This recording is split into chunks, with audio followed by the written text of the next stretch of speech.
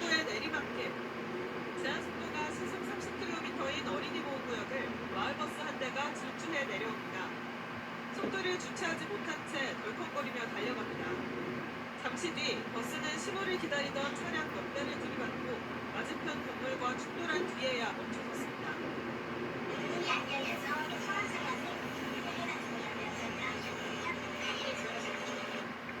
어제 낮 12시 반쯤 승객 9명을 태운 마을버스가 사중 추돌 사고를 내 5명이 다쳤습니다. 사고 당시 충격으로 차량 진입을 막는 쐐기등도 불타났습니다. 버스 기사는 경찰 조사에서 핸들과 브레이크가 작동하지 않았다고 진술했지만 버스 수입사는 운전 미숙을 주장하고 있습니다. 사고가 난 버스는 지난해 9월과 올해 1월에도 내리막길에서 미끄러지는 사고가 났던 중국산 전기버스와 같은 모델입니다. 국토교통부는 같은 버스에 사고가 잇따르자 조사에 나섰습니다.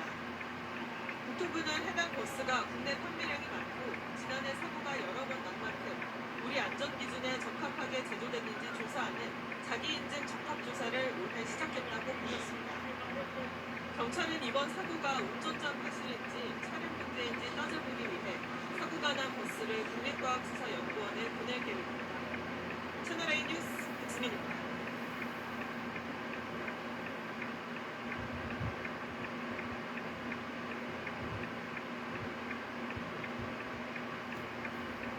버스가 정류장에 서 있던 택시와 다른 버스를 잇따라서 들이받았습니다. 버스 승객들의 몸이 공중에 뜰 정도로 충격이 컸습니다. 이준성 기자입니다. 정류장에서 귀갓길 버스에 올라타는 승객들.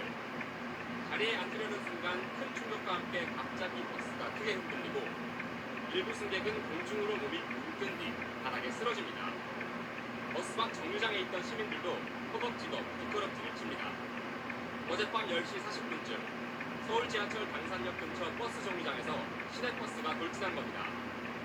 속도를 줄이지 않고 진입한 버스는 멈춰있던 택시를 밀친 뒤 앞에 서 있던 버스까지 들이받고서야 멈췄습니다. 무너지는 줄 알았더니 그 정도로 소리가 컸어요. 이 소리가 안 들리니까 브레이크 잡는 소리가 안 들렸어요. 이 사고로 버스 승객 등 현장에 있던 시민 19명이 다쳤지만 다행히 경상에 그쳤습니다. 운전자는 경찰 조사에서 브레이크가 작동하지 않았다고 말한 것으로 알려졌습니다. 해당 버스는 지난 2020년 이후 수입된 중국산 전기버스입니다. 중국산 전기버스는 오르막길에서 시동이 꺼져 뒤로 밀리며 승객들이 다치거나 흡입대 맨홀 뚜껑이 버스 바닥을 뚫고 올라오는 등 크고 작은 사고가 끊이지 않고 있습니다. 하지만 해당 시내버스 회사는 매주 차량 점검을 철저히 하고 있고 지금까지 전기버스 관련 고장사고도 없었다고 설명했습니다. 경찰은 사고를 낸 버스의 디지털 운행장치 기록 등을 토대로 정확한 사고 경위를 조사할 계획입니다. 채널A 뉴스 이준성입니다. 마을버스가 오르막길에서 시동이 꺼지면서 17명을 태우고 뒤로 미끄러졌습니다. 중국산 전기버스였는데요. 버스 기사들은 차량 결함을 버스 제조사에서 운전 미숙을 사고 원인으로 각각 주장하고 있습니다. 이기상 기자입니다. 내리막길 끝 마을버스가 멈춰서 있고 소방대원들이 부상자를 응급 처치합니다. 버스와 주택 사이에 끼어있는 SUV 차량은 앞부분이 심하게 찌그러져 있습니다. 어제 저녁 7시쯤 서울 홍지동에서 발생한 사고입니다. 마을버스는 가파른 언덕을 오르던 중 뒤로 10여 미터를 밀려 내려간 뒤 이곳까지 내려와 두 차례 차량과 부딪혔습니다. 버스는 차량 두 대와 충돌한 뒤 막다른 곳에서 멈춰섰고 버스에 타고 있던 승객 17명이 다쳤습니다. 갑자기 일찍 왔어. 왔을 때 갑자기 시동을 꺼시더니 갑자기 제고서 바꿨어요. 버스 제조사 측은 기사의 운전 미숙 때문에 사고가 났다고 주장하는 것으로 알려졌습니다. 하지만 마을버스 운전기사들 주장은 다릅니다. 중국산 전기버스를 쓰는데 평소에도 고장이 잦았다는 겁니다.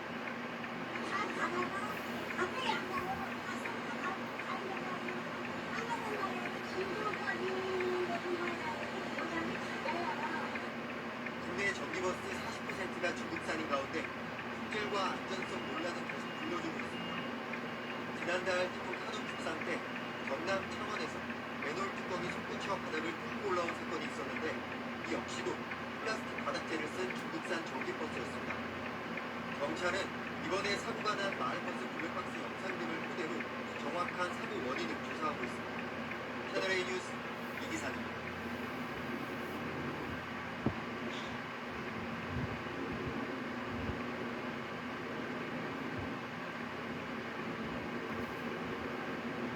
정규기간 사고 소식도 잇따랐습니다. 서울에선 마을버스가 전신주를 들이받았고 대전에선 역주행 사고로 5명의 사상자가 발생했습니다. 조성우 기자입니다. 서울의 한 도로입니다. 마을버스 한 대가 속도를 줄이지 않고 인도 쪽 전신주를 그대로 들이받습니다. 잠시 뒤 신고를 받고 출동한 경찰이 버스로 뛰어갑니다. 손 같은 게 다 보일 정도로 파손되어 있어서 조금 위험했었던 것 같아요. 이 사고로 40대 버스 운전기사가 다쳐 병원으로 옮겨졌습니다. 당시 승객은 타고 있지 않았습니다. 버스가 들이받은 전신주는 사고의 충격으로 옆으로 넘어졌는데 인근상가 10여 곳이 정전돼 7시간 만에 복구됐습니다. 한 약국은 정전되자 냉장 보관해야 하는 주사제를 급히 인근 카페로 옮기기도 했습니다. 어젯밤 9시 40분쯤에는 대전의 한 고속화도로에서 단선 급행버스와 승용차가 정면 충돌했습니다. 이 사고로 승용차 운전자가 숨지고 버스기사와 승객 등 4명이 다쳤습니다. 경찰은 승용차가 버스 전용 차로를 따라 역주행하다 사고를 낸 것으로 보고 있습니다. 어제 오후 3시 30분쯤 강원 홍천군의 한 저수지에서 얼음 낚시를 하던 60대 남성이 물에 빠지는 사고가 났습니다. 다행히 얼음판을 붙잡고 버틴 남성은 40분 만에 무사히 구조됐습니다. MBN 뉴스 조성우입니다.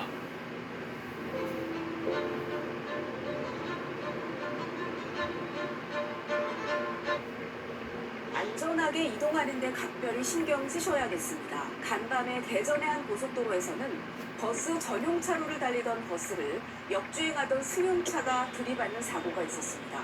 승용차 운전자가 숨지고 버스 승객들이 다쳤습니다. 송락빈 기자가 보도합니다. 형체를 알아보기 어려울 정도로 구겨진 승용차. 출동한 소방대원들이 특수장비까지 동원해 구조 작업을 펼칩니다. 어젯밤 9시 반쯤 대전의 한 고속도로에서 역주행하던 소형 차량이 단선 급행 버스를 정면으로 들이받았습니다. 이 사고로 승용차를 운전하던 20대 여성이 현장에서 숨졌습니다. 버스에는 승객과 운전기사 등 20여 명이 타고 있었던 상황. 사고 충격으로 문이 곧바로 열리지 않자 비상망치를 이용해 탈출을 시도했습니다. 문 열려. 승객 17명이 다쳤는데 이 중 4명은 병원으로 옮겨져 치료받고 있습니다. 한 버스 탑승객은 KBS에 버스기사가 크게 경적을 울린 뒤 충돌이 있었고 승객들이 타박상과 어지럼증을 호소했다고 설명했습니다. 경찰과 소방당국은 목격자들의 증언 등을 토대로 정확한 사고 원인을 조사하고 있습니다. 또 숨진 여성이 어디에서부터 역주행을 시작했는지와 약물 투약 여부 등도 확인할 예정입니다. KBS 뉴스 송락입니다. 음주운전 사고도 잇따랐습니다. 만취 상태의 50대 트럭 운전자가 사고를 내고도 도주하면서 경찰과 추격전을 벌인 끝에 붙잡혔고 30대 운전자는 앞서가던 승용차를 들이받는 음주 사망 사고를 냈습니다. 김보담 기자가 보도합니다. 가드레일을 들이받고도 빠르게 내달리는 트럭. 경찰차와 견인 차량이 뒤를 쫓아도 멈추지 않습니다. 그제 새벽 0시쯤 대전 유성구의 한 도로에서 50대 남성 A씨가 주차된 차를 들이받은 뒤 달아났습니다. 사고차가 서 있는 승용차를 치고 도망가더라고요. 1차선 갔다 2차선 갔다 뒷배가 가는데 너무 빨라게 더라고요. A씨는 이 과정에서 자신을 추격한 견인 차량도 들이받았고 14km에 걸친 추격전 끝에 경찰에 검거됐습니다. 음주 측정 결과 A씨의 혈중 알코올 농도는 운전면허 취소 수치를 넘은 걸로 확인됐습니다. 흰색 SUV가 앞뒤로 심하게 찌그러졌습니다. 어제 새벽 0시 40분쯤 경남 거제시 양정터널에서 30대 여성이 몰던 SUV가 앞서가던 승용차를 들이받았습니다. 이 사고로 승용차가 터널벽에 부딪히며 뒤집혔고 40대 승용차 운전자가 숨졌습니다. 사고를 낸 SUV 운전자의 혈중 알코올 농도는 면허 취소 수준으로 파악됐습니다. 어제 아침 7시 10분쯤 인천시 서구의 한 도로에선 SUV 차량을 몰던 20대 남성이 전신주를 들이받았습니다. 음주 측정 결과 남성 역시 혈중 알코올 농도 0.08% 이상 면허 취소 수준으로 확인됐습니다. 경찰은 이 운전자를 도로교통법 위반 혐의로 입건했습니다. 어제 낮 1시 20분쯤 경남 양산의 한 도로를 달리던 SUV에서 불이 났습니다. 다친 사람은 없었지만 불이 도로 옆 야산으로 옮겨 붙으면서 소방 산림당국이 진화에 나섰습니다. 불은 1시간여 만에 모두 진압됐습니다. KBS 뉴스 김보담입니다. 장거리 운전을 할 때는 마음이 급하더라도 틈틈이 쉬어가야 한다는 점 반드시 지키셔야겠습니다. 긴 시간 운전대를 잡다 보면 졸음운전을 하게 될 가능성이 매우 높습니다. 얼마나 위험한지 이도윤 기자가 보도합니다. 전남 신안의 한 국도. 맞은편에서 흰색 SUV 한 대가 중앙선을 넘어오더니 그대로 승용차를 들이받습니다. 사고 원인은 SUV 운전자의 졸음운전. 우리 아들이 잠시 졸음운전을 했었는데 장관 낚는 것 같으면서 오후 시간대도 보니까 조금 나름을 쓸 수도 있고. 지난해 추석 황금 연휴를 맞아 함께 여행길에 나섰던 4인 가족은 예상치 못한 병원 신세를 져야 했습니다. 가족 여행이 그냥 그 사고 나는 순간 운당하게 되어버렸고 나는 그때되고 중간 트라우마로 남아있더라고. 운전을 하다 보면은. 2024년 설 연휴 나흘 동안 운전자가 졸다가 발생한 교통사고는 18건. 그런데 이런 명절 때는 한 번 사고가 나면 인명피해는 더 커집니다. 연휴 기간 교통사고 100건당 사상자는 172명꼴, 평상시 사고의 145명보다 많습니다. 가족 단위로 이동하는 차량이 많기 때문입니다. 장거리 운전할 때는 보통 2시간 운전 후에 15분 정도 휴식을 기본으로 생각하는 것이 좋은데요. 원칙은 졸리면 반드시 쉬어야 한다는 겁니다. 행정안전부는 장거리 이동이 많은 연휴에 출발 전 차량 상태를 점검하고 모든 좌석에서 안전띠를 착용해달라고 당부했습니다. KBS 뉴스 이도입니다. 아슬아슬 차선을 넘나들던 이 차량 딱 봐도 음주운전이었습니다. 뒤따르던 버스에 모든 상황이 찍혔는데 알고 보니 이 버스 경찰 기동대 소속이었습니다. 최혜림 기자입니다. 승용차 한 대가 터널 안을 위태롭게 주행합니다. 벽에 닿을 것처럼 가다가 옆 차로를 침범하기도 합니다. 수상한 차량을 뒤따른 건 경찰 기동대 버스. 당시 명절 교통근무를 하러 이동 중에 비틀거리며 주행하는 차량을 수상하게 여긴 겁니다. 경찰에 딱 걸린 30대 남성 운전자의 혈중 알코올 농도, 면허 취소 수준이었습니다. 경찰은 남성을 도로교통법 위반 혐의로 입건해 조사하고 있습니다. 차량이 시뻘건 불길에 휩싸였습니다. 불은 도로 옆 산까지 옮겨 붙었습니다. 오늘 새벽 1시 20분쯤 경북 경산의 고속도로에서 25톤 화물차가 중앙분리대와 충돌했습니다. 앞에서 불길이 더 크게 올라오고 있어서 근데 보니까 그 차가 불길이 나면서 산으로 번지고 있어서 좀 많이 위험해 보였어요. 도로 통제에 따른 정체 여파로 또 다른 사고까지 발생했습니다. 첫 사고가 난 지 1시간 정도 지난 새벽 2시 반쯤 4.5톤 화물차가 멈춰서 있던 1톤 화물차를 들이받았습니다. 이 사고로 1톤 화물차 운전자 50대 남성이 숨졌습니다. 검은 승용차 한 대가 앞면이 심하게 찌그러졌습니다. 오늘 낮 12시 50분쯤 대전 중구의 한 도로에서 차량 2대가 충돌했습니다. 이 사고로 운전자 등 3명이 다쳐 병원으로 옮겨졌습니다. KBS 뉴스 최혜림입니다. 네, 이렇게 이동이 많은 연휴 기간엔 장거리 운전도 많이 하게 되죠. 그 피로를 덜기 위해 차량에 있는 운전자 보조 시스템 많이 사용하실 텐데 이 기능을 너무 믿어서는 안 되겠습니다. 관련 사고가 적지 않습니다. 석혜원 기자입니다. 옆차선 차량이 깜빡이를 켜고 들어오는데 그대로 들이받습니다. 차선 감소를 알리는 표시에도 직진. 삼각볼과 표지판이 쓰러져도 멈추지 않습니다. 정체 구간을 만났을 때 감속하지 못하고 옆 차선을 침범. 승객 수십 명이 타고 있던 버스와 충돌합니다. 모두 운전자 보조 시스템 사용 중 발생한 교통사고입니다. 최근 6년 동안 한 보험회사에 접수된 사고만 290건. 2022년 15건에 불과했던 사고는 지난해 101건으로 6.7배 늘었습니다.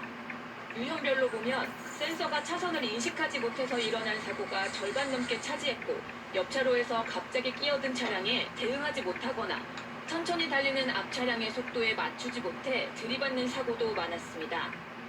특히 곡선보다는 직선 구간, 비나 눈 오는 날보다 맑은 날의 사고가 훨씬 많았습니다. 새로운 전방 차량으로 인식이 되려면 센서 기준 약 1초 정도의 시간이 필요하다고 합니다. 운전자는 늘 안전운전 주신 인구가 필요하고요. 운전 보조 시스템 장착률은 2년 전에 이미 40%를 넘어섰습니다. 현행법상 이런 기능을 켠 채 운전하다 사고가 났더라도 그 책임은 운전자에게 있습니다. KBS 뉴스 석혜원입니다.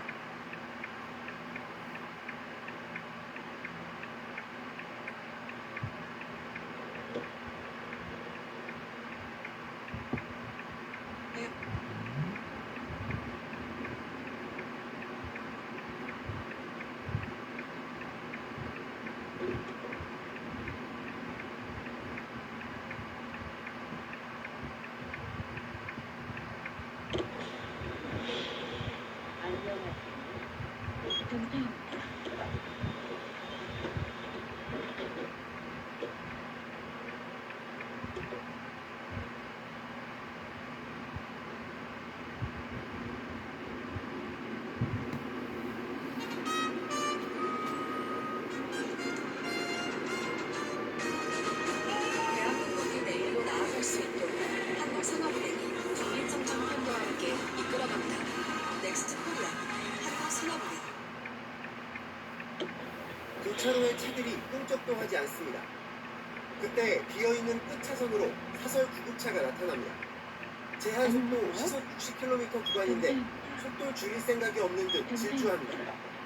그렇게 교차로에 들어서자마자 신호를 무시하고 왼쪽에서 달려오던 승용차 미처 피하지 못하고 충돌해 튕겨나갑니다. 구급차는 인도를 걷던 중학생을 겹치고서야 멈추섭니다. 학생은 병원으로 옮겨졌지만 숨졌습니다. 사고 하루가 지난 지금 이 학생이 숨진 장소에는 시민들이 가져다 놓은 추모꽃이 하나둘 쌓여가고 있습니다. 사고는 오후 시간대 인근의 학교와 학원이 밀집한 곳에서 발생했습니다. 저희 아이도 맨날 다니는 길이거든요. 저도 맨날 다니는 길이고. 20대 남성이 몰던 구급차, 신호를 기다리던 차들을 피해 직진이 금지된 우회전 전용 차선으로 달렸습니다. 구급차에 환자는 없었습니다. 경찰은 구급차와 승용차 운전자를 교통사고 처리 특례법 위반 혐의로 입건했는데 아직 조사는 이루어지지 않았습니다. 그분을 아직까지 못 불렀죠. 병원에 입원해 있으니까요. 승용차 운전자는 크게 다쳤지만 구급차 운전자는 무릎에 찰과상 정도 입은 걸로 전해집니다. 구급차 업체 측은 당시 전원 요청을 받고 환자를 태우러 가던 중 승용차가 신호를 어겨 사고가 났다는 입장입니다. 경찰은 차량 사고 기록 장치 등을 분석해 정확한 사고 원인을 파악할 계획입니다. JTBC 조승현입니다.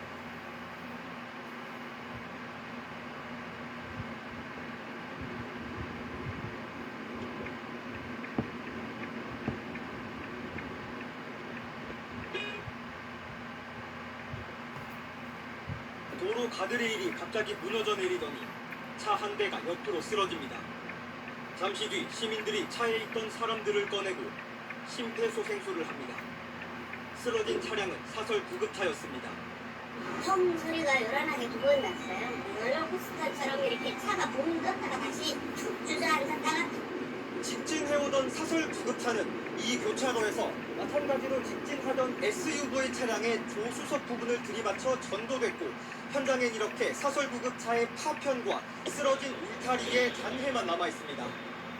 이 사고로 구급차로 이송 중이던 90대 여성 환자가 심정지 상태로 병원으로 옮겨졌지만 숨졌습니다. 또 환자의 보호자와 구급차 운전자 등 모두 6명이 다쳤습니다. 사고가 난 사설 구급차는 인천의 한 병원에서 요양원으로 이동 중이었는데 교차로 정지 신호를 위반하고 달리다 사고가 난 것으로 조사됐습니다. 현행법상 사설 구급차는 긴급 자동차로 분류돼 신호 위반, 과속 등에 단속되지 않지만 이 과정에 반드시 사이렌을 울리거나 경광등을 켜야 합니다. 경찰은 구급차 운전자가 이 규정을 제대로 지켰는지 또 신호 위반을 해야 할 정도로 긴급한 상황이었는지 등을 조사하고 있습니다. KBS 뉴스 추재훈입니다.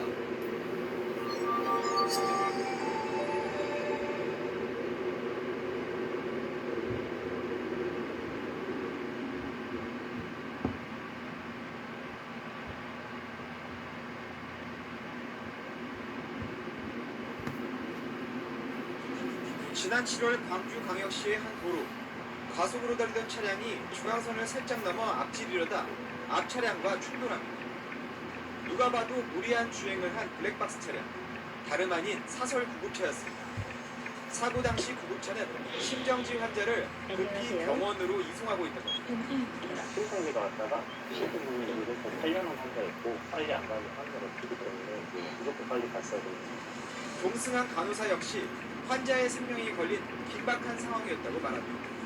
형 도중에 다시 심정지가 생길 수 있는 상황이었어. 소생실로 바로 들어가서 응급처치를 받고 대화가 가능한 정도로 의식을 회복을 많이 하셨다고.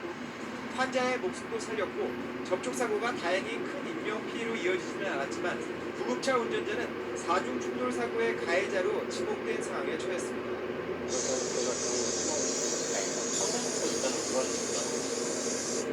당시 구급차는 경광등, 사이렌, 경적까지 크게 울리며 달렸지만 피해 차량 운전자는 전혀 인지하지 못했다고 주장합니다. 못 들었다고 했어요. 못 들고 못 봤다. 위반은 했지만 분명히 긴급 차량. 교통사고 전문 변호사는 일방적인 사고조사 형식에 문제를 지적합니다. 사고 당시 경광등, 사이렌, 경적까지 울리고 있었기 때문에 상대 차량이 룸미러나 사이드미러로 충분히 확인할 수 있었습니다. 따라서 이번 사고에 있었기 때문에 긴급 자동차의 통행을 방해한 상대 차량의 긴급 자동차에 대한 양보 운전 의무 위반 과실액입니다. 소방청 통계에 따르면 구급차 관련 교통사고는 매년 증가하는 추세. 도로를 급하게 달리다 보니 점점 더 많은 구급차들이 교통사고 가해자로 지목받고 있습니다. 현행 도로교통법상 긴급 환자 이송 중 발생한 사고에 대해서는 감경이나 면제를 허용한다고 적혀있지만 법 밖의 현실에서는 결국 사람을 살리기 위해 다양한 억울함을 견뎌내야 하는 상황인 겁니다.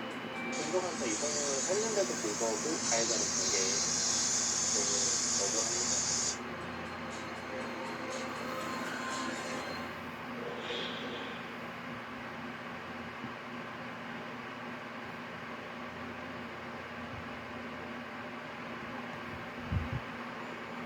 지난 21일 강원도 원주의 한 사거리에서 긴박한 사이렌 소리가 울려 퍼집니다.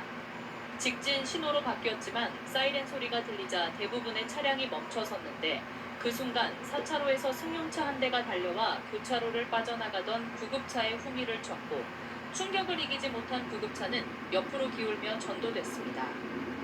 당시 구급차는 나무를 자르다가 톱에 중상을 입은 50대 남성을 이송 중이었는데 사고 수습 때문에 뒤늦게 병원에 도착한 환자는 결국 숨졌습니다. 우리 크게 손상이 되었다. 그 대대부가 워낙에 나무 절단하는 장비들이 있어서 그 장비에 의해서 손상이 된 것을 1시간 이내에 가야지 장비 손상의 불순상이라고 해서 근거리에 고정 외상센터의 원주적으로 이동하겠습니다. 사고가 발생한 충주에서 광역응급센터가 있는 원주까지 약 50분에 걸쳐 이동하던 상황이었는데 병원까지 약 10분 정도 남겨두고 사고가 났던 겁니다. 사고 없이 응급센터 왔으면 일발의 희망이라도 있었을 것이라고 추정하시는 거죠. 사고로 돌아가신 건지 재견소에서 그 사고로 돌아가신 건지 현장 조사가 시작되지 않았어요. 일단은 신호를 준수한 차량에 대해서는 저희가 어떻게 제재할 수 있는 건 없고요.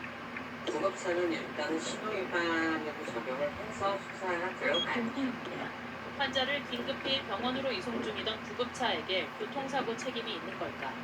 현행법상 긴급 차량인 구급차는 교통사고가 나더라도 긴급한 용도가 있을 경우에는 형벌이 감면될 수 있지만 구급차 이동의 긴급 상황이 증명되지 않는다면 교통사고 특례법 위반으로 금고형에 처해질 수 있습니다. 면책 조항이라는 게 따로 명시되어 있는 게 아니고요. 도로교통법상의 긴급 차량의 경우에는 신호를 지키지 않거나 과속을 한다고 해도 이를 위반으로 보지 않는다라는 점이 뿐이고요. 형사적인 책임은 지지 않지만 과실 비율에 따른 민사적인 책임은 지게 됩니다. 이 때문에 긴급 차량을 보호할 수 있는 명확한 기준 마련이 필요하다는 지적이 나옵니다. 국내에서는 아직 이 긴급 자동차에 대한 대처 방법에 대해서는 좀 명확성이 좀 떨어지고 이 부분에 대한 것들은 강화가 좀 필요하지 않나 보고 있습니다.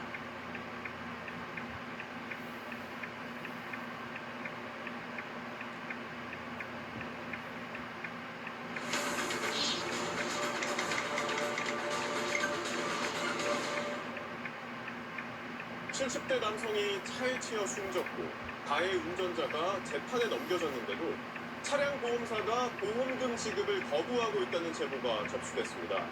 저희 취재가 시작되자 보험사는 말을 바꿨습니다. 무슨 일이 있었던 건지 김민중 기자가 전하겠습니다.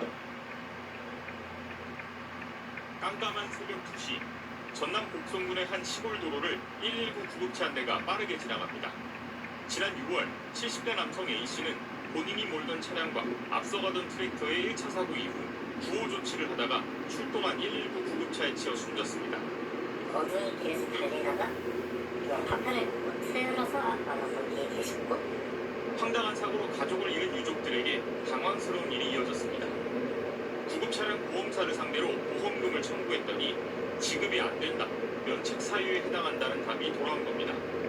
보험사 입장문엔 제한 속도인 시속 80km 내에서 주행 중이었고 가로등이 없어 시야가 제한돼 운전자 과실이 없다고 적혀 있습니다.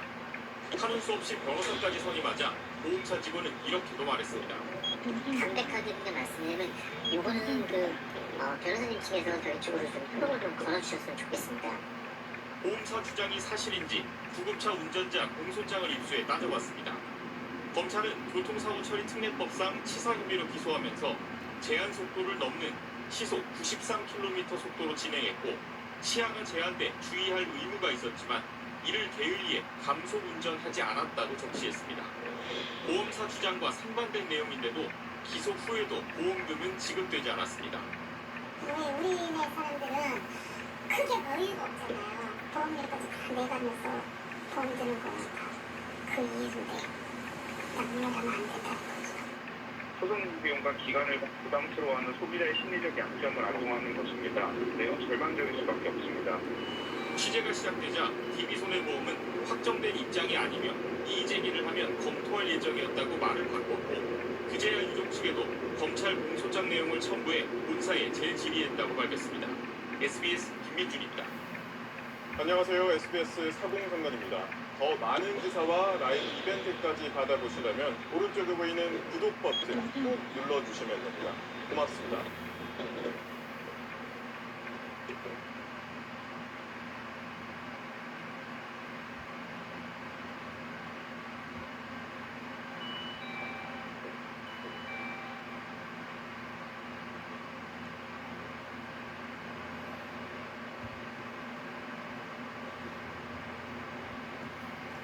My name is Peter Parker. Sometimes Spider-Man has to do the hard thing, even if it breaks Peter Parker's heart. I'm MJ Baxter, Neighbor from across the hall. friendly neighbor.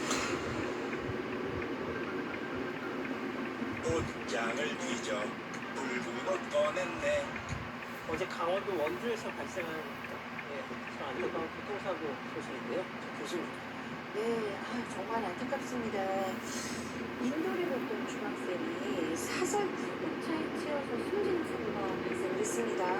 어제 오후 4시 53분쯤에 사설 구급차와 승용차가 충돌한 뒤에 그 충격으로 구급차가 인도를 돌진하면서 걸어가고 있던 중학생을 들이받은 겁니다. 이 학생 심정지 상태에서 심폐소생술을 받으면서 대학병원으로 이송이 되었지만 끝내 숨지고 말았습니다. 승용차에 타고 있던 60대 여성도 크게 다쳤고요. 사설 구급사에 타고 있던 탑승자 2명은 자, 정리를 하면 사설 구급차와 승용차가 먼저 충돌한 후에 구급차가 튕겨져 나가면서 길을 걷고 있던 중학생을 덮친 겁니다. 자, 목격자 얘기 들어보시죠.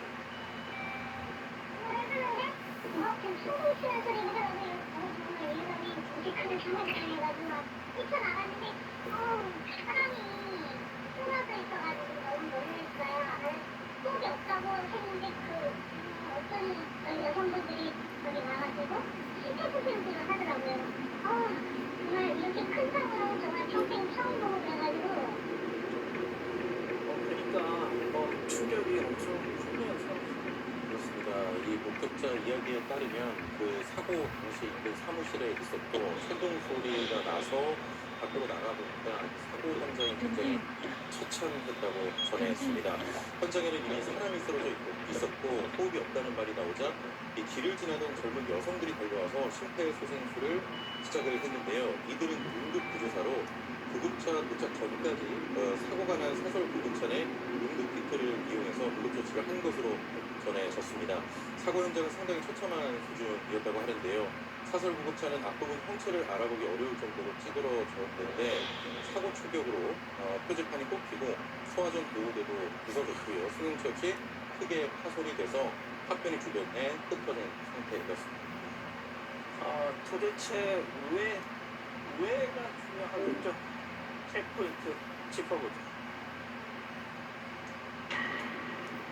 하는 순간에 어떻게 됐다는 얘기일까요? 사설 구급차 운전자 그리고 사고 목격자 얘기 이어서 들어보시죠.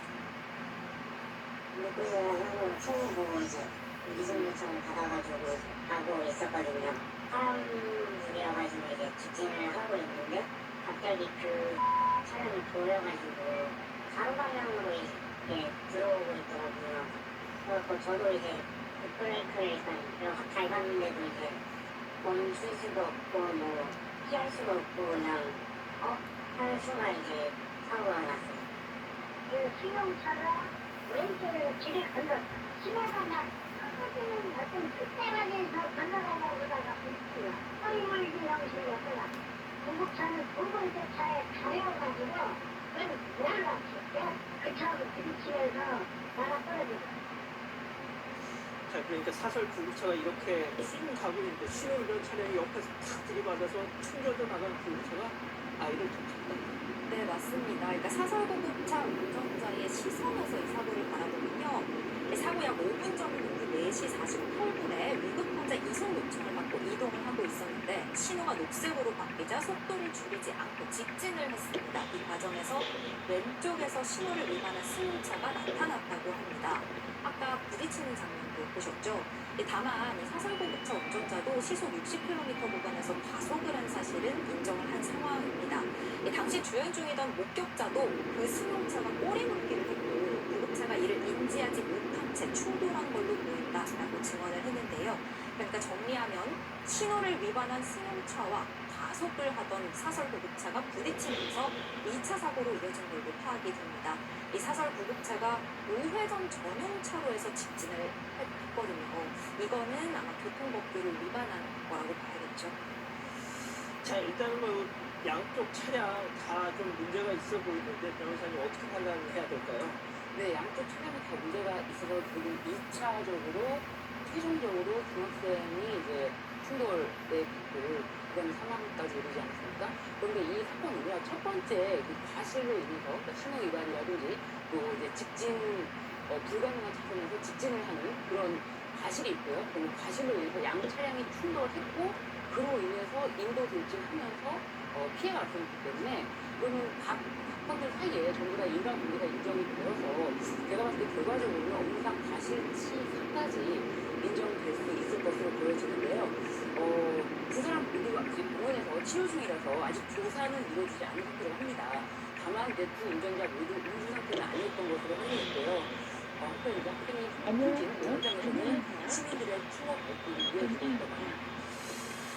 모르겠습니다. 이건 뭐 경찰이 판단을 하겠습니다만, 우회전 차선에서 이 사설 구급차는 직진을 하고 있었던 거고, 무엇보다 그 사설 구급차를 측면에서 들이받은, 저 지금 보시는 저 왼쪽에 승용차는 신호 위반을 하고 윙 달렸던 거 아닙니까? 제발 신호 좀 지키세요. 그 몇 초 빨리 가겠다고 말이죠. 네? 결국 이 정말 아이가 죽었습니다. 여러분과 함께 울고 함께 분노하겠습니다. 지금 사건 반장에 제보하십시오.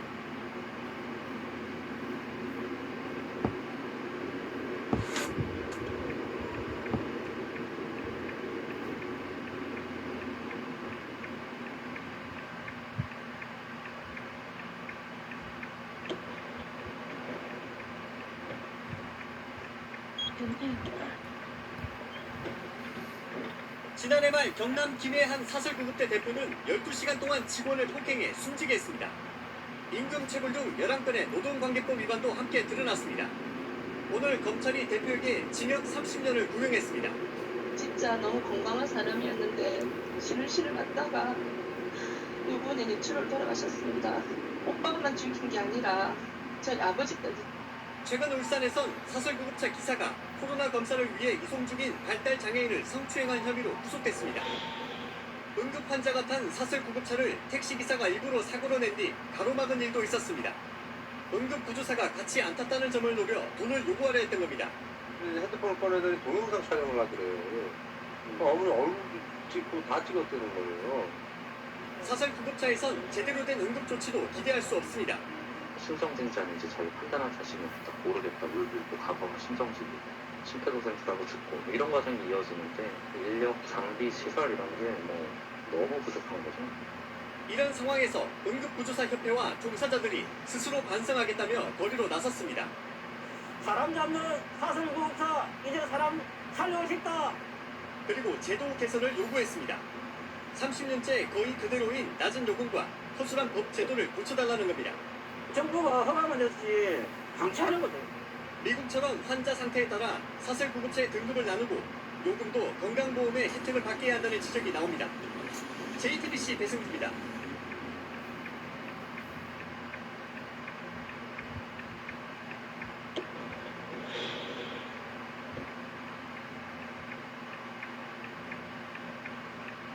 안녕하세요. 감사합니다. 어제도 서울 양재동 경부고속도로에서 구급차와 버스가 추돌하면서 구급차에 타고 있던 환자가 숨졌습니다. 또 서울 외곽순환고속도로에서는 휘발유를 쓰는 탱크로리가 넘어져 퇴근 시간 극심한 교통체증이 빚어졌습니다. 사건 사고 소식 김정성 기자입니다. 고속도로 한복판에 차량 잔해가 어지럽게 달려있습니다. 서울 서초구 양재동 경부고속도로 상행선 달래내국의 인근에서 사설 구급차와 유증 버스가 추돌 사고를 냈습니다.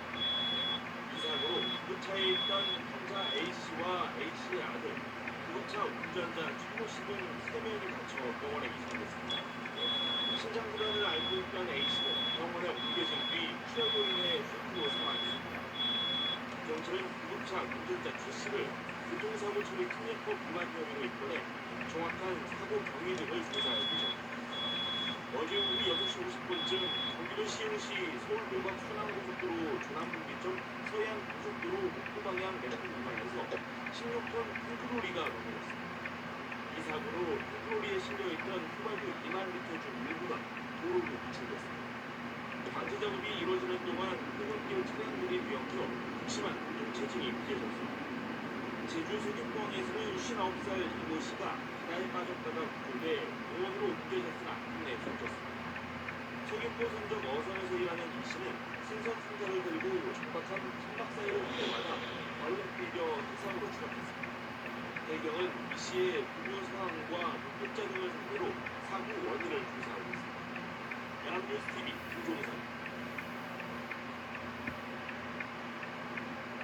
오늘 오후 경기 평택시 서해안 고속도로에서 달리던 화물차에 바퀴가 빠졌습니다.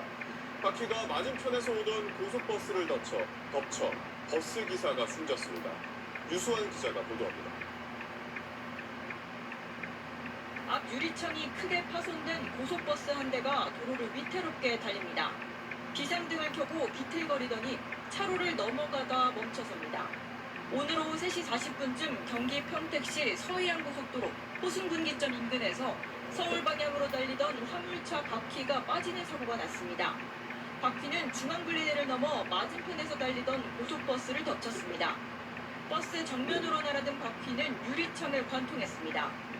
피하지 못한 버스 기사는 부상을 당한 상태에서도 갓길로 버스를 몰아 정차한 덕분에 2차 사고로 이어지지 않았습니다. 크게 다친 A씨는 심정지 상태로 심폐소생술을 받으며 병원으로 옮겨졌지만 끝내 숨졌습니다. 버스에 타고 있던 승객 3명도 유리 파편에 맞아 다쳤습니다. 승객분 3분은 요리에 의한 타락한 정도 같아요. 이 부분은 없어요. 버스는 경기 고양시에서 전북 군산시까지 운행하는 시외버스로 사고 당시 버스에는 운전자를 포함해 8명이 타고 있었습니다. 경찰은 화물차 운전자 70대 남성을 교통사고 처리 특례법상 치사 혐의로 입건하는 것을 검토 중입니다. 바퀴가 이탈한 경위와 함께 화물차 정비에 문제가 없었는지도 조사하고 있습니다. 앞서 재작년 2월에도 대형 화물차에서 빠진 바퀴가 관광버스를 덮쳐 2명이 숨지고 12명이 다치는 등 큰 인명피해를 낳기도 했습니다. SBS 뉴스원입니다. 안녕하세요. SBS 사공상관입니다. 더 많은 기사와 라이브 이벤트까지 받아보시려면 오른쪽에 보이는 구독 버튼 꾹 눌러주시면 됩니다. 고맙습니다.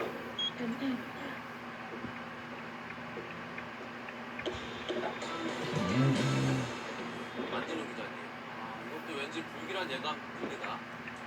네, 어제 오후 3시 45분 경기도 역시 서해안 고속도로를 달리던 버스 안에서 벌어진 일입니다. 자, 고속도로를 달리고 있으면 당연히 운전석에는 운전기사가 있어야 되죠. 자, 근데 이곳으로 승객이 달려갔다고 합니다. 왜 이런 상황이 벌어지게 된 것인지 준비된 영상 먼저 보여드리겠습니다.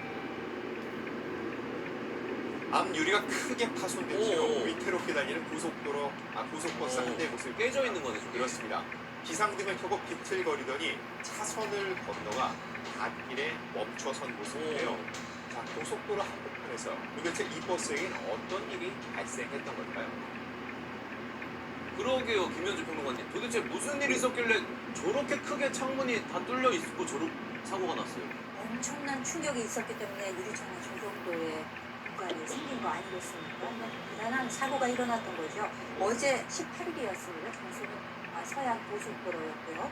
주행 중이던 4.5톤 화물차가 바퀴가 빠지는 사고가 일어나고 말았습니다. 그런데 그 빠진 바퀴가 중앙 분리대를 넘어서 맞은편에서 달리고 있던 고속버스를 덮친 것이죠.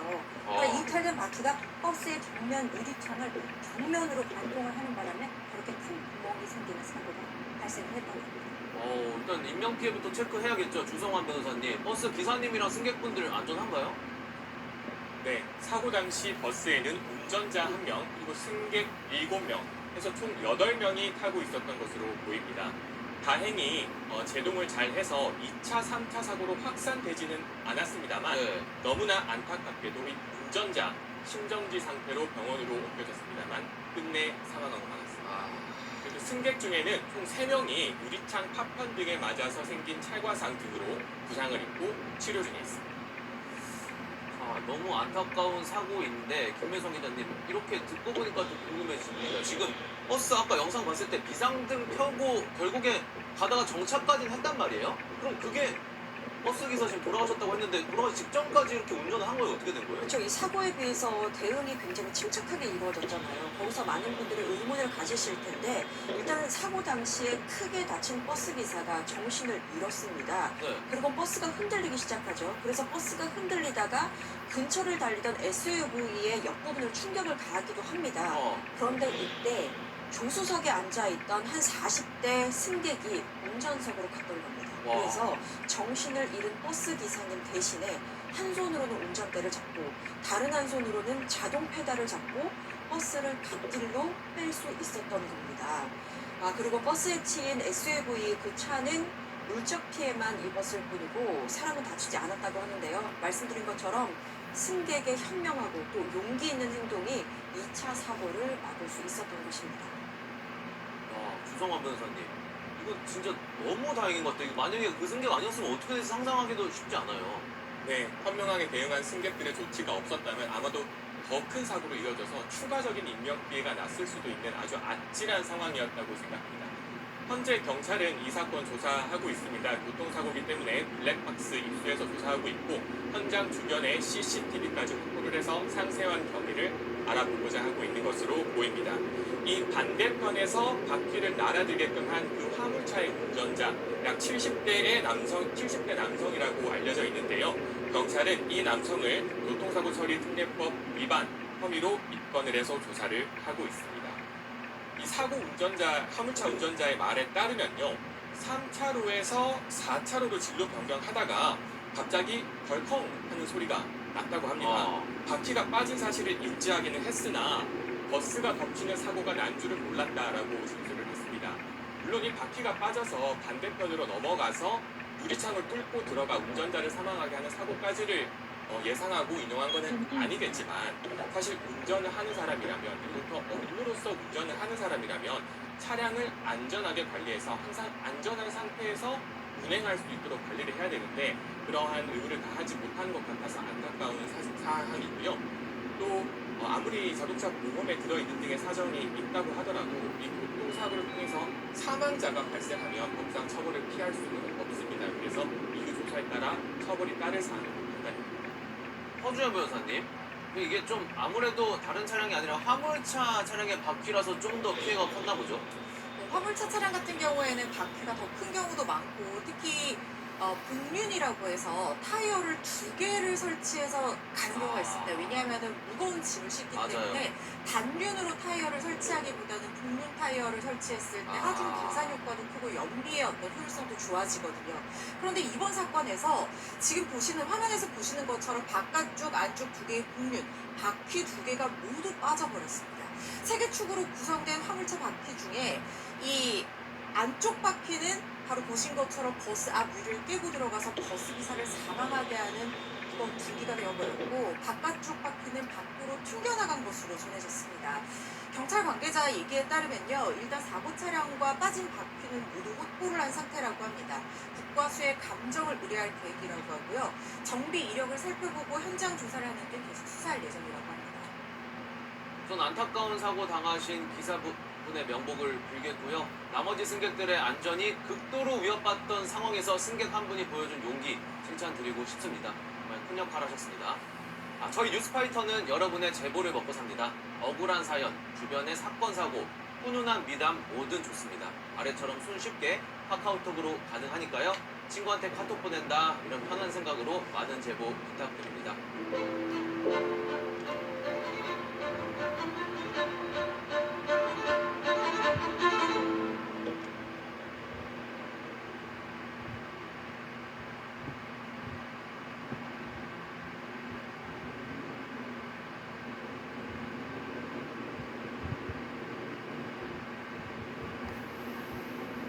남자 피부 면도기가 묻었습니다.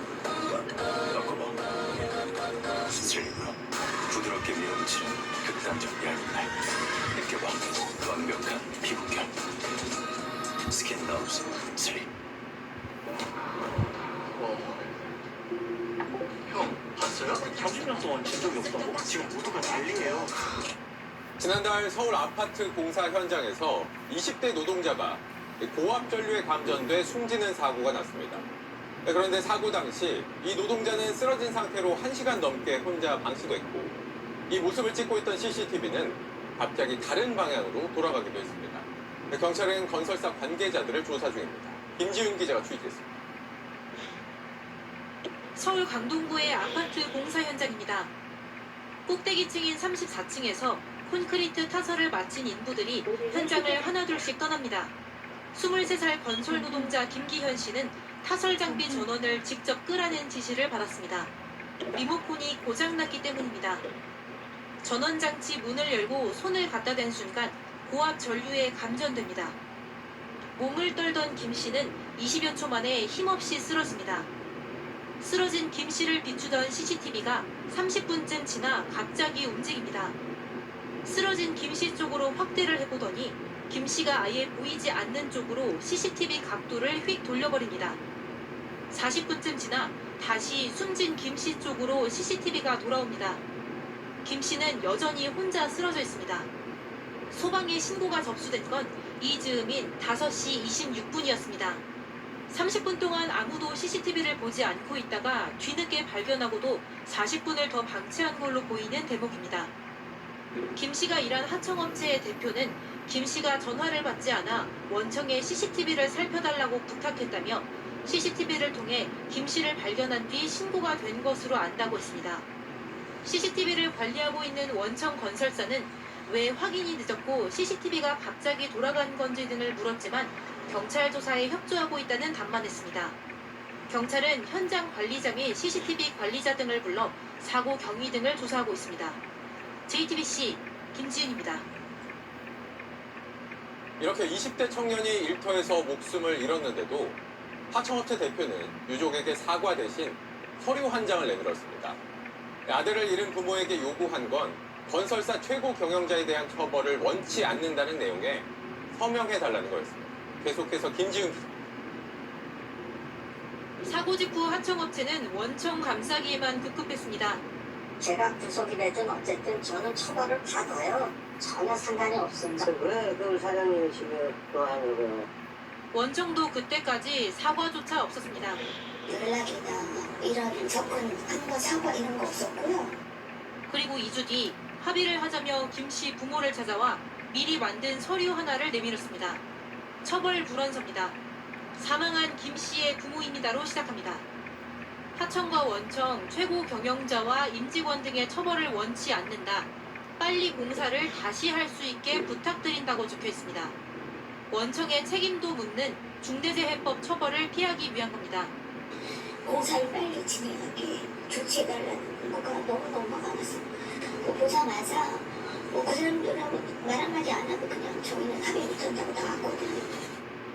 유족은 원청과 하청 모두에게 책임이 있다고 강조했습니다. 정기적으로 문제가 있었던 장비고 안전관리자도 없었어요.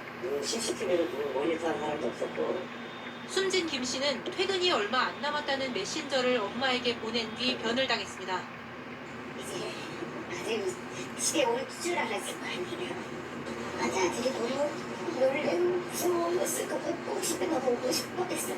그래서 제가 좀 집에 안전하게 데리고 오고 싶었어요. 그래서 부모님은 김 씨의 유고를 아직 방 안에 두고 있습니다.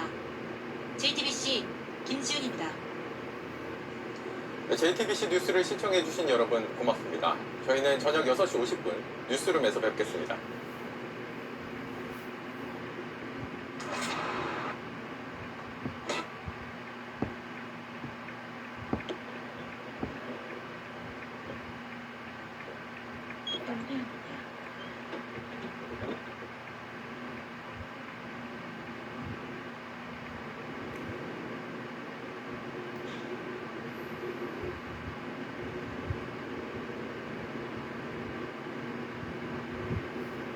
오늘 오후 원주의 한 사거리에서 사설 구급차가 인도를 덮쳐 길 가던 10대 남학생이 숨졌습니다.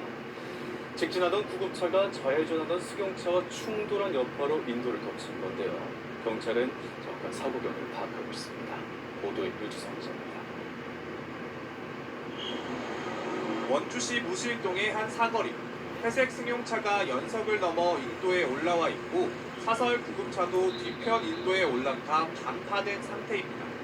사고 충격의 여파로 표지판이 뽑혀나갔고 소화전 보호대도 완전히 부서졌습니다. 사고가 난 건 오늘 오후 4시 53분쯤 직진하던 사설 구급차가 좌회전하던 승용차와 충돌한 뒤 인도를 덮쳐 길 가던 10대 남학생을 친 걸로 추정됩니다. 사고가 난 현장입니다. 사고 구급차는 완전히 파손돼 이송되고 있고 사고의 흔적이 나무에도 그대로 남아 있습니다. 차 발 앞에서 뭐 여기 침대도생이라고 계시고 남학생은 심정지 상태로 병원에 옮겨졌지만 숨졌습니다. 사설 구급차에 타고 있던 20대 2명과 승용차 운전자인 60대 여성도 병원으로 이송돼 치료를 받고 있습니다. 사설 구급차가 이쪽방향에서 내려오다가 갑자기 차가 자기네 차 앞으로 끼어들었대요. 그 충격을 이제 여기 와서 받으면서 지나가는 보행자를 충격한 것 같습니다. 경찰은 사설 구급차와 승용차의 과속, 신호 위반 여부 등 정확한 사고 경위를 조사하고 있습니다. MBC 뉴스 유주성입니다. 안녕하세요. 아나운서 김용석입니다. 우리 지역의 생생한 뉴스를 더 쉽고 빠르게 만나보시려면 오른쪽 아래 구독 버튼을 눌러주시면 됩니다. 고맙습니다.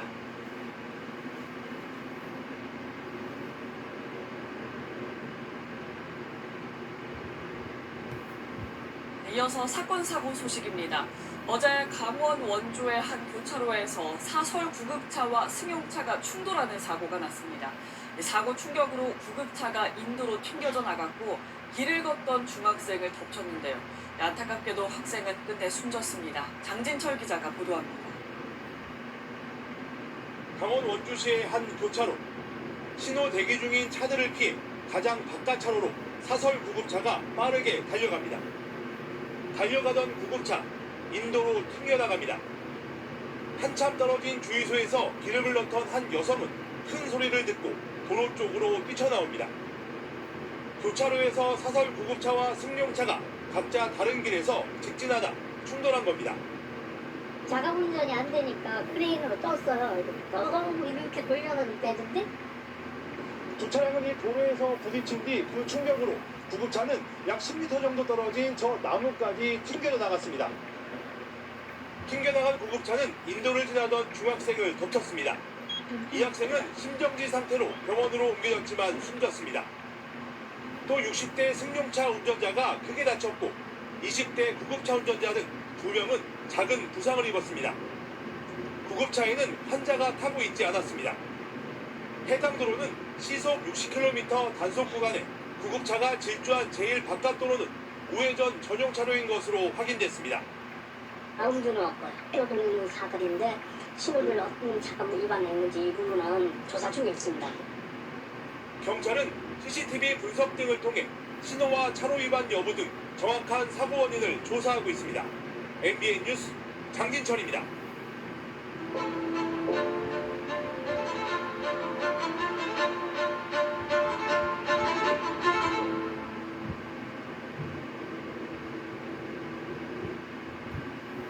스프라이트 제로 위티 향긋함을 퍽퍽퍽퍽 쏴 깔끔하면서도 짜릿해. 스프라이트와 블랙시나의 만남 스프라이트 제로 위티 스위티 스위티.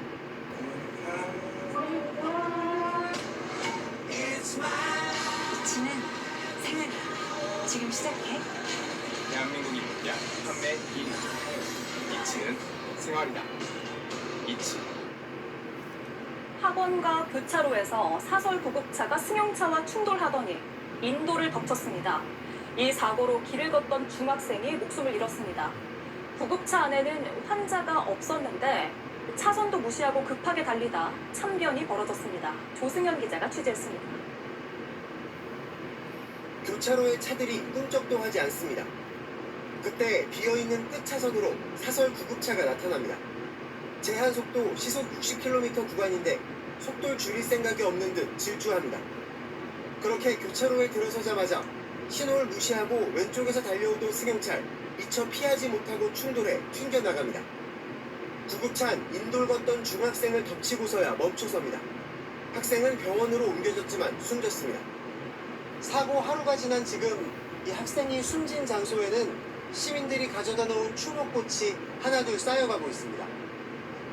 사고는 오후 시간대 인근의 학교와 학원이 밀집한 곳에서 발생했습니다. 저희 아이도 맨날 다니는 길이거든요. 저도 맨날 다니는 길이고. 20대 남성이 몰던 구급차는 신호를 기다리던 차들을 피해 직진이 금지된 우회전 전용 차선으로 달렸습니다. 구급차에 환자는 없었습니다. 경찰은 구급차와 승용차 운전자를 교통사고 처리 특례법 위반 혐의로 입건했는데 아직 조사는 이루어지지 않았습니다. 그분들 아직까지 못 불렀죠. 병원에 입원해 있으니까요. 승용차 운전자는 크게 다쳤지만 구급차 운전자는 무릎에 찰과상 정도 입은 걸로 전해집니다. 구급차 업체 측은 당시 전원 요청을 받고 환자를 태우러 가던 중 승용차가 신호를 어겨 사고가 났다는 입장입니다. 경찰은 차량 사고 기록 장치 등을 분석해 정확한 사고 원인을 파악할 계획입니다. JTBC 조승현입니다. JTBC 뉴스룸을 시청해주셔서 고맙습니다. 저희는 저녁 6시 30분 뉴스룸에서 뵙겠습니다.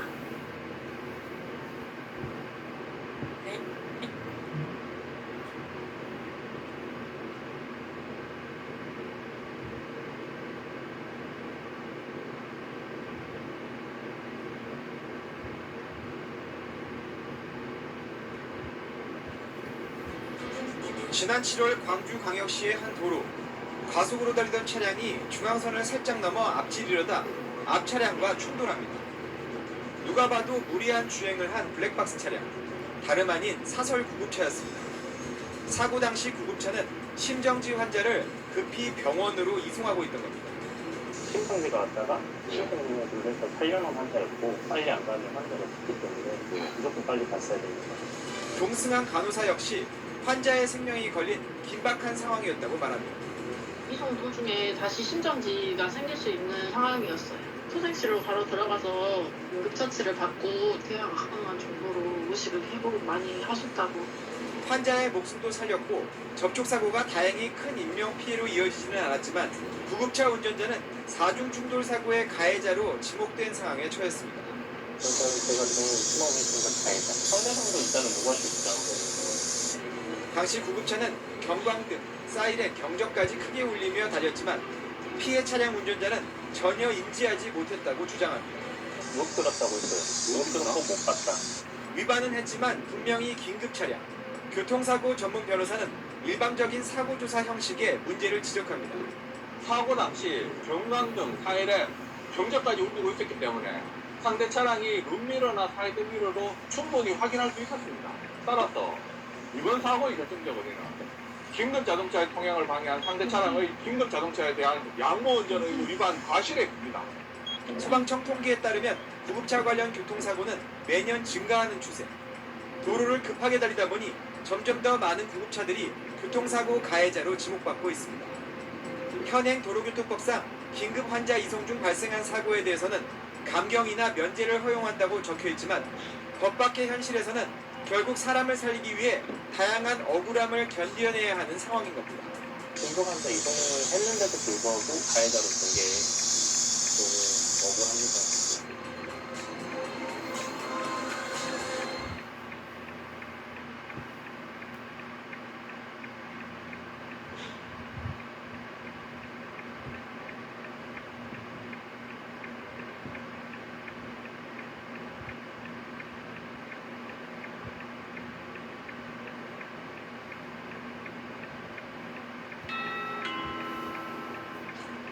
안녕하세요.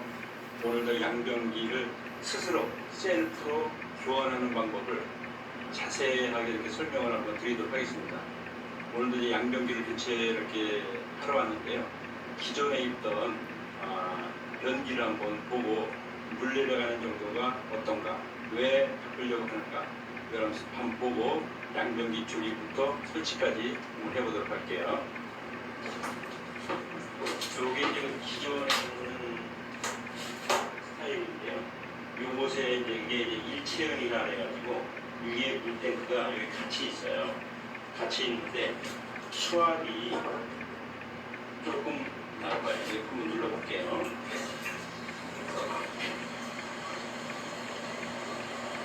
이렇게 물이 완만하게 들어가서 이게 아메리칸 유럽 스타일을 해갖고 그 동양인하고 유럽 사람하고 이 농도가 틀리다 그래요. 농도가 틀려서 유럽, 아메리카, 미국 사람들은 이런 정도에도 물이 천천히 내려가도 문제가 없는데 한국 사람이나 동양 사람은 이 굵기가 딱딱해가지고 이렇게 잘 안 내려간답니다. 그래서 그 집주인들이 답답해가지고 교환을 하려고 하는 그런 상태입니다. 자, 보세요. 저쪽에 물이 했다가 내려가긴 내려가는데 근데 이건 장점이 있어요. 물소리가 별로 안 나요. 이거는 무시하는데 이제 그 투피스라든가 동양 사람 거는 물소리가 왕 나고 이거는 잔잔하게 흘러갑니다. 여기 변기를 박스에서 분리해 놨거든요. 이 보면 이거 투피스라는데 이것이 이제 물탱크가 되어 있고요. 물탱크 화면에 이렇게 앉는 부분 그다음에 뚜껑과 요 외부 이제 수전이 요거를 교환할 때는 요걸 해도 되고 안 해도 되는데 그 앵글 밸브, 간부치 앵글 밸브, 그다음에 하수관하고 만나는 요 정심. 제가 반대말로 설명드리면 요것이 이제 그 변기 하부에 들러붙고 요게 요렇게 돼갖고 변기하고 밀착을 해서 냄새라든가 이게 안 나게끔 돼 있어요. 그다음에 요 그 파이프에 PVC 파이프가 A인데 그것이 요 오링하고 딱 맞춰갖고 또 밀폐가 돼갖고 냄새가 안 나고요. 정심. 그다음에 여기 이제 이 물탱크 내부에 들어가는 부속물입니다. 이 부속물부터 먼저 조립을 할 겁니다. 여기 가장 좀 복잡합니다. 먼저 중앙에 불삽이라고 이렇게 했는데 이 고무를 안으로 이렇게 좀 밀어넣고요. 물을 통제하는, 그러니까 물을 닫았다 열었다 하는 이것이 있는데 홈에 이렇게 하고 딸깍 들어가면 돼요. 이렇게 딸깍 이쪽도 딸깍 들어가면 이렇게 열리게끔 돼 있어요. 요것을 장착을 하는데 변기가 이제 있는데 물탱크가 있으면은 중앙에 이제 장착되는데요. 이쪽 부분의 손잡이, 이쪽에 휠을 그래갖고 간섭을 받고 움직여야 돼요. 그래서 그게 중앙에 있을 것이 아니라 약간 그 뒤쪽으로, 뒤쪽 한 요 정도 이렇게 위치하게 되면은 다른 거하고 간섭을 안 받게끔 돼 있어요. 이렇게 갖고 장착을 하겠습니다. 일단 이렇게 해서, 자, 여기 봉지를 뜯으면은 링이 나오는데, 링 중에 첫 번째 요 링이 있는데, 링이 거칠거칠한 부분, 이렇게 반질반질한 부분이 있어요. 반질반질한 부분이 요 나사가 이렇게 할 때 미끄러지라고 해서 바깥으로 옮겼습니다. 바깥 안으로 끼고요. 나사를 잠가줍니다.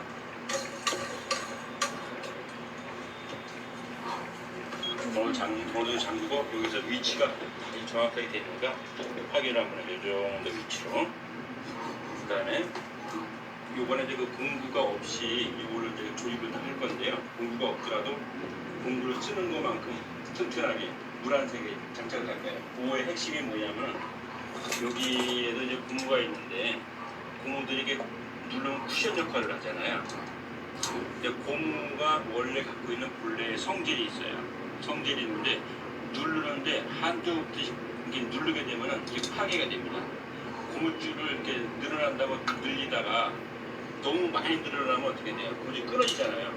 그것과 마찬가지로 고무도 어느 압축을 하다가 한계를 벗어나면 이게 파괴가 돼요. 그 한계가 한 30% 정도 불러주는 거예요. 그러면 안정적으로 자기가 성질을 갖고 제 역할을 합니다. 그래서 여기도 지금 이 속에 고무가 있었는데 이것을 잠글 때에 공구로 잠가도 물론 됩니다.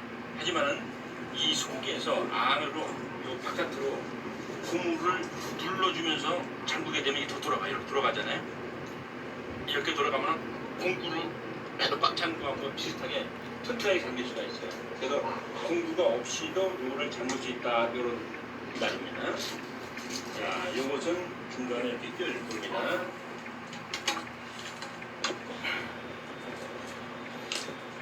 이렇게 해주고요. 두 번째로 이것은 이제 그 물탱크하고 본체하고 연결해주는 부분이에요.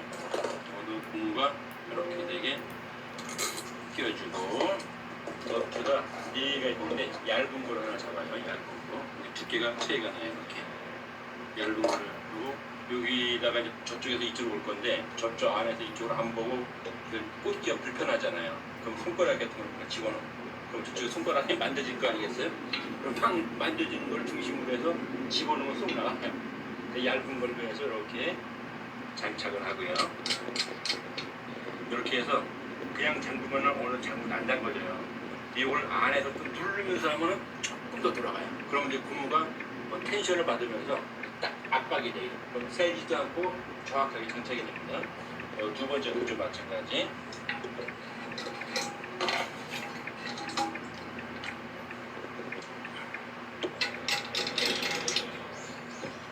근데 어느 정도는 속에서 누르면서 잠그면 됩니다. 그리고 요것은 하부하고 교체하면서 요 밑에서 뒤일 건데 왔다 갔다 보면 분실 염료가 있거든요. 여기다 살짝 이렇게 잠가놨다가 나중에 풀어주면 됩니다. 다음은 휠벨고 돌의 역할을 하는데 이게 위로 다 쓰면은 물이 땡겨서 수sob을 하고 이게 내려오면은 물이 줄게 그 수sob물이 나오게끔 돼 있어요. 이거 장착하기 전에는 이렇게 물이 나가는 호스를 물로 연결을 해주고요. 이렇게 자, 여기 구멍이 있죠? 여기다가 이렇게 장착을 할 겁니다. 들어가는데 이 호스가 왔다 갔다 하는 위치는 중앙 정도로 할 거예요.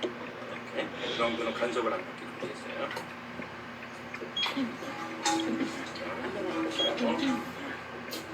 여기 나사로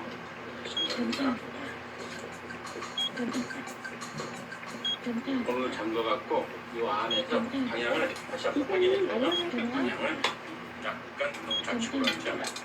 오늘 주부리가 하니까 한번 중앙 정도로 가게끔. 그다음에 이렇게 해서 속에 있는 휠을 꽉 잡고 이걸 눌러주는데 지금 속에서 안 누르고 할게요. 안 돌아가거든요. 안 돌아가는데 속에서 이제 다시 눌러줘요. 눌러주는 상으로 더 들어가요. 이렇게. 그럼 이제 꽉 잠가진 겁니다. 그 다음에 여기에 그 보아 포스라고 여기에 있는 관부치 앵글벨하고 만나갖고 변기 불통 연결하는 건데요. 그것도 잠가집니다. 잠가지는데 바깥에서만 이렇게 잠그게 되면 아까 휠 열고 돌아가겠죠. 여기에 있는 이 휠밸브를 꽉 잡고 조여줍니다. 이렇게 피젤이 안 되라고. 이렇게 됐고요. 다음은 손잡이.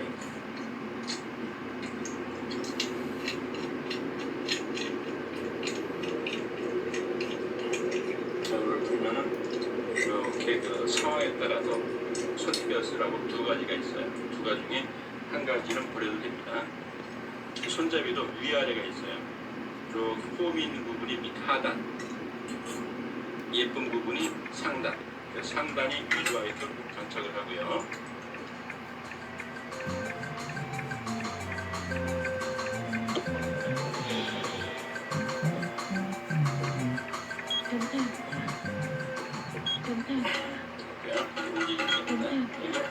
여기에서 아까 그 줄을 물을 통제한다는 요것을 여기다 끼워줘요.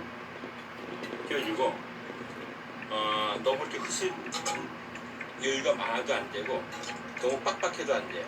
약간 닿으면서 약간의 그 이렇게 흔들림이 있을 정도. 그 정도로 해서 속으로 딱딱하게 됩니다. 이렇게 천천하게. 그다음에 이 호스는 반드시 중앙으로 향하도록 이렇게 막아줘야 돼요. 이것이 이제 또 설치를 하면서 나중에 역할을 설명을 드릴게요. 상당히 중요한 부분입니다. 이렇게 하게 되면은 요 물탱크 안에 있는 줄이 이제 끝납니다. 끝나고 요 앉는 부분 변기에 그 옛날 같으면은 요 하부가 홀이 있어갖고 여기서 이제 장착을 하면 되는데 요같이 이렇게 반치마형은 바깥에 그 볼트를 잠글 수 있는 공간이 없어요.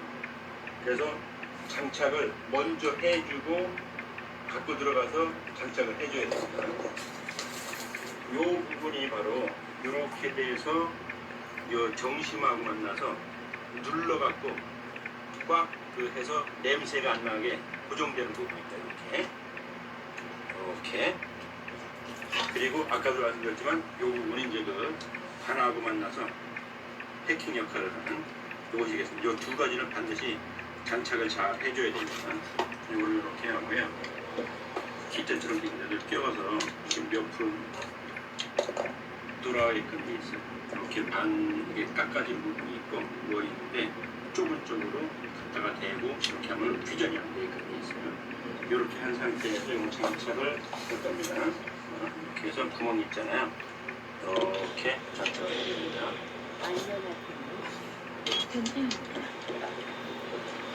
저쪽에 보이나요?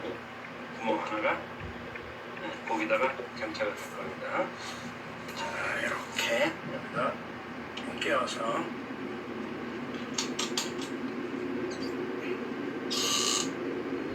그 정도로 조여주고요. 이 뚜껑을 더 껴줍니다. 이렇게 이러면 이 하부도 조립 준비가 다 끝났습니다. 그리고 뚜껑 조립하는 걸 한번 보여드릴게요. 뚜껑을 조립하는데 저희 같으면은 옆에서 이렇게 잠글 수가 있었는데 이거 커버가 되어 있기 때문에 옆을 잠그기가 힘들어요. 장착을 하면은 뒤에 손도 안 들어가기 때문에 그래서 장착을 하는데 먼저 장착을 해도 되고 아니면 요새는 이제 그 쉽게 하기 위해서 뒤에서 안 하고 위에서 볼트만 잠가서 체결할 수 있는 이런 세트가 나와 있어요. 어떻게 원리가 뭐냐면은 요게 이제 그 볼트를 조이게 되면은 이게 뒤로 이렇게 물러나요. 이렇게 당기죠. 그게 벌어지니까 이 벌어진 심에 의해서 딱 그 잠길 수 있도록 이렇게 됩니다. 자, 그럼 당겨볼까요? 이렇게 벌어나죠. 이렇게 벌어지면서 잠그는 거예요. 그래서 위에서 스크류만 돌려주면 장착이 되게끔 돼 있어요.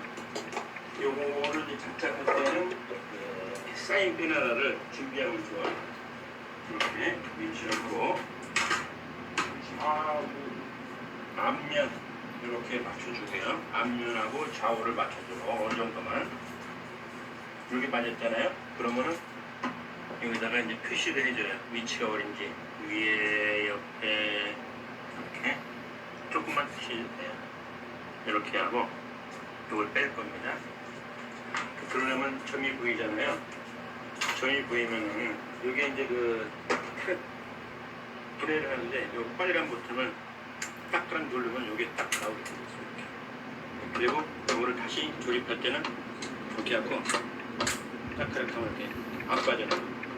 분해할 때는 눌러서 빼고. 그래서 여기다가 이렇게 되는데 요것만 먼저 장착을 해주면은 이렇게 이제 그 아까 볼펜으로 찍었던 부분을 유사하게 맞출 수가 있잖아요. 이렇게 맞춰갖고 조립을 하는데 이렇게 맞춘 상태에서 이걸 넣어갖고 위치를 잡는 거예요. 이렇게 그럼 다시 한번 이렇게 보이고 살짝 보이고 이 정도 되면은 장착을 해도 위치가 잘 맞을 거예요.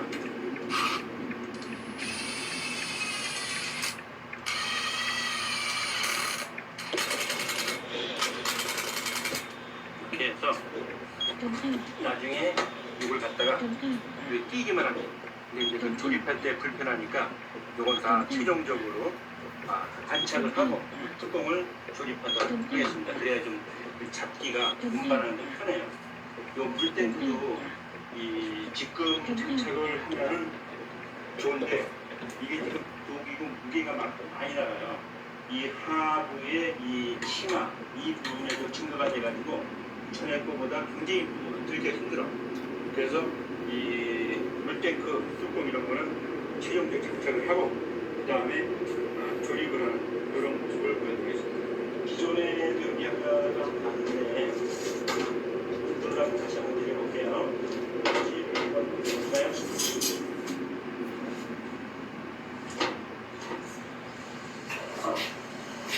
상당히 좀 완만한 되게 이제 조용한 게 특징이고 장점이에요. 아주 천천히 너무 천천히 들어가니까 좀 힘들어요. 변기를 요거 이제 해치를 하려고 해요. 해치를 하는 데는 먼저 여기 강붙이 앵글 밸브라고 있는데 이건 상관입니다. 안녕하세요. 잠가지고 이 아이는 모든 것을 버려요.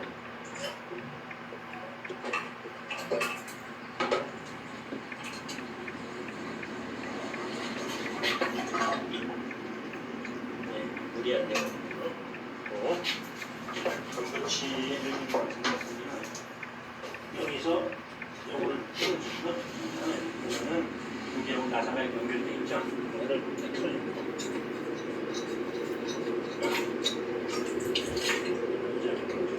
이렇게 하면 밑에만 이제 분리를 하게 되면 떨어지게 됩니다. 좌우로 한번 흔들어 보겠습니다. 떨어졌네요.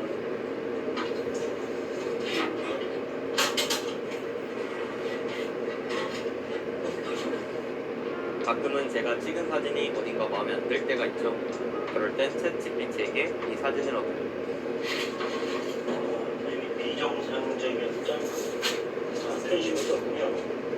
정심이 아니라 그가 여기에서부터 변기의 중심까지가 300mm인데 300mm가 안 될 때는 이렇게 그 편심을 씁니다. 아까 이 정심을 했는데 좀 바꿔갖고 해야 되겠어요. 이렇게 해갖고 분해를 하면 되고 여기 나오는 것은 지금 물을 옆으로 하나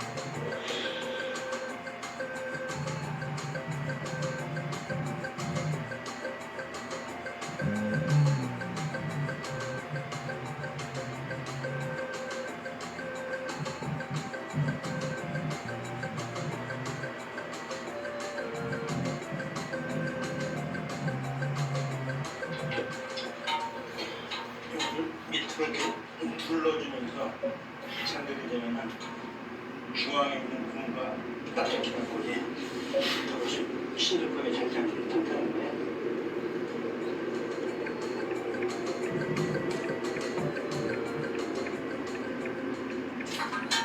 그 다음에 고압봇을 잡을 때는 오른쪽 돌려보면 이렇게 되게 포스가 이제 틀어질 수가 있어요.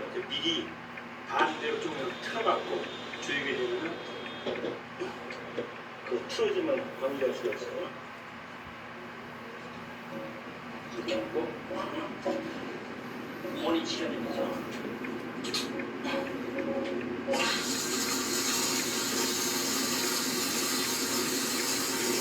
아까 이 포스가 요놈이 가운데로 가야지만 여기 들어가는 게 여기 보여요. 이게 안 바깥으로 가게 되면 그게 안 보여요.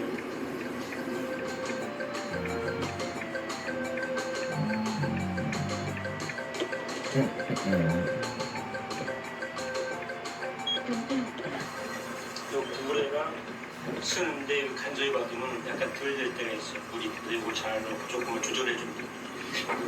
물이 이 정도 보이면 적절할 것 같아요.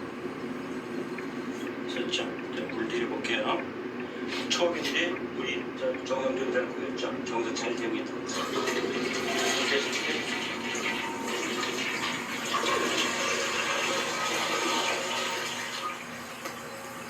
네, 아주 정상적으로 잘 되고 있습니다.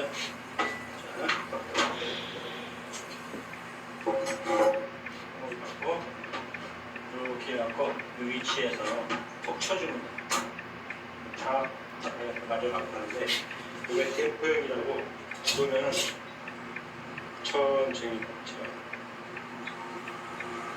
꽝 소리가 안 나고 이렇게 하고 이제 해서 이 변기하고 바닥하고 시멘트로 이 테두리만 하면은 전기 유치가 이제 끝나게 되겠습니다.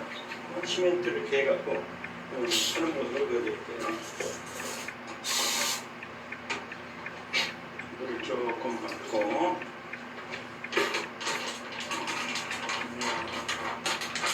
백시멘트인데 황민이라든지 약간 돼 있어요.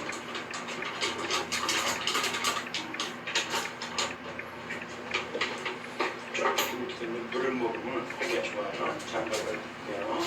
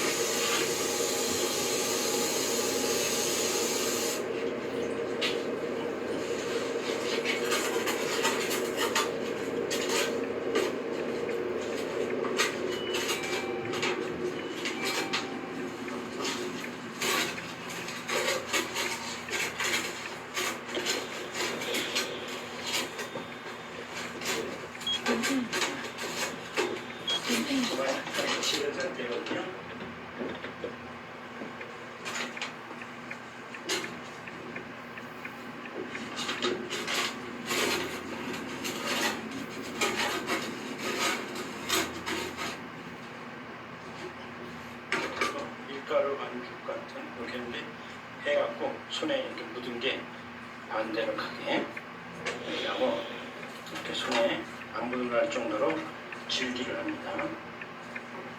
그리고 바깥으로 이렇게 하는데 이렇게 한 다음에 이렇게 이렇게 한 다음에 이 끝에서부터 속으로 눌러주면서 속으로 들어가게 하면서 눌러주면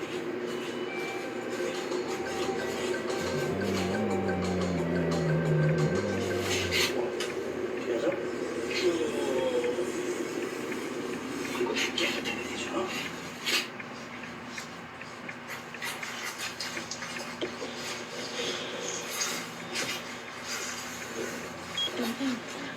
스펀지로 이렇게 흥건하게 된 상태에서 요게 한 걸 닦아줘요. 이렇게 해갖고 큰 거 하나 상태로 쫙 이렇게 딱 빼죠. 이렇게.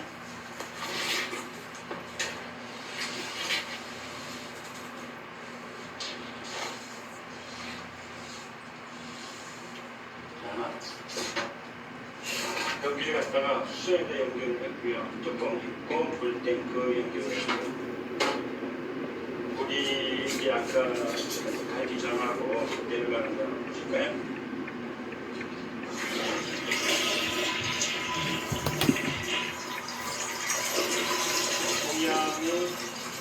동양 사람들은 이런 정도가 돼야지 아마 생각할 겁니다.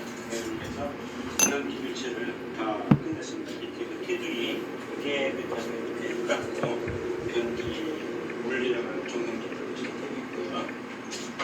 자 이렇게 하고 사용한 한 하루 정도 있다가 사용하면 좋습니다. 심해지는 부술 때까지. 자 여기 변기 스스로 공부 없이 이 교체하는 걸 마치도록 하겠습니다. 감사합니다.